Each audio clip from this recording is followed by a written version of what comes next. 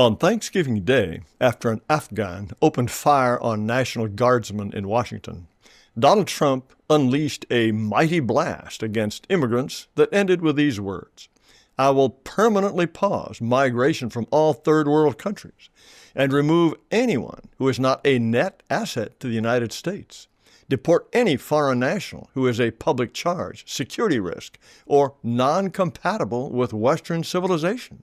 Only reverse migration can fully cure this situation." He might as well have said, "I'm going to make America white again." Before Mr. Trump's second term, if a U.S. president had said those words, I might have thought it was time to retire. But even though the White House Rapid Response Account said it was one of the most important messages ever released by President Trump and added, "Read every word," his message didn't raise much of a stink, for reasons both good and bad. The New York Times wrote that Mr. Trump was furiously demanding limits on migration, but mostly stuck to what he said.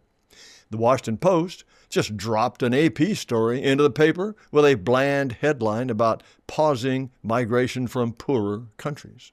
National Public Radio ran the same story.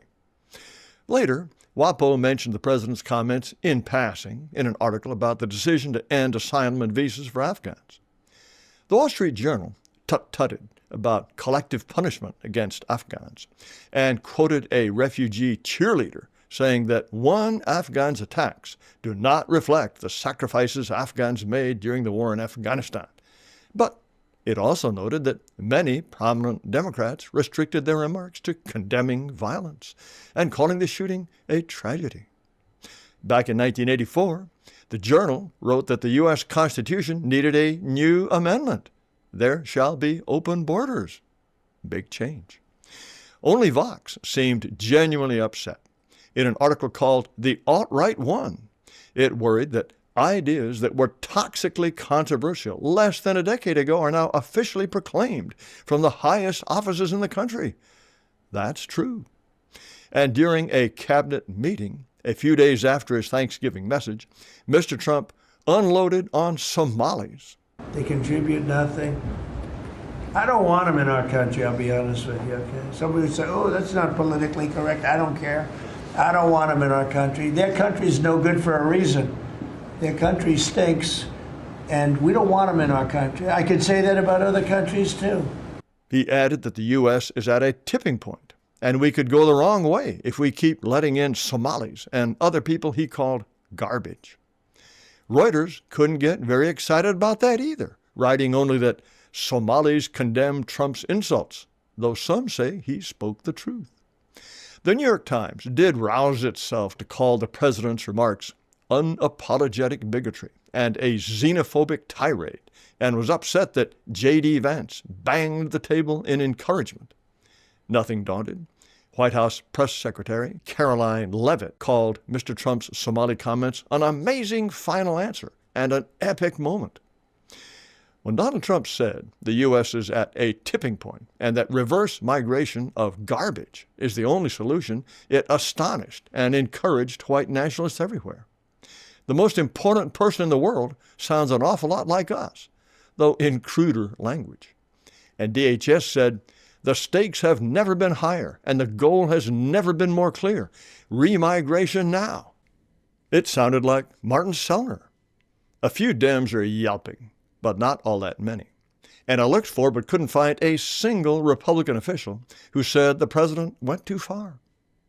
More people than ever seem to understand what some of us have been saying for decades. Non-white immigration is crushing the West. That is beyond wonderful. However, for his opponents, Mr. Trump's very nature takes some of the sting out of his remarks, and for his supporters, some of the urge to celebrate. Will he decide Indians are okay, or that Chinese are good for the economy? Or will some pal in agribusiness convince him that America needs more brown stoop workers? For now, he's operating under Section 212F of the Immigration and Nationality Act that says if the president finds that the entry of any class of aliens into the United States would be detrimental, he can keep them out for such period as he shall deem necessary. Now you can't even come as a tourist from any of these 19 countries, and the administration is considering expanding the travel ban to 30 countries.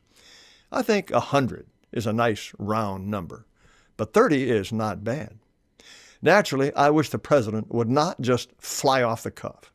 He ought to take a position and stick to it. America was founded by white people for white people.